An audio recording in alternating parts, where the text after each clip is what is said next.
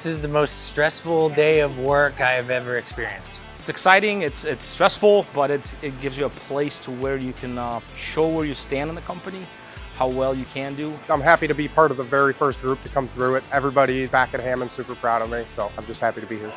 I've been doing this for over 30 years. We're being recognized for what we do. We appreciate it. It means a lot to us.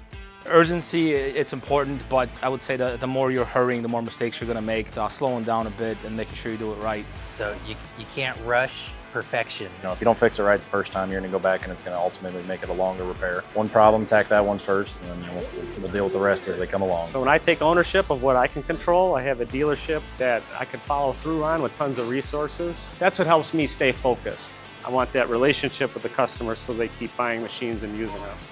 It's been great talking and meeting everybody, and it's really nice seeing where everybody else is at as far as their level of mechanics, and it's cool to know that I can even be in the same building with them, so I'm definitely grateful for that. Our 2025 Top Wrench Challenge winner is Jeff Zarlik. I don't take this lightly, I really don't. And I'm grateful and very humbled to be the dumbest one in the room, and I mean that. With everybody in here and your knowledge, I just think I really do thank you.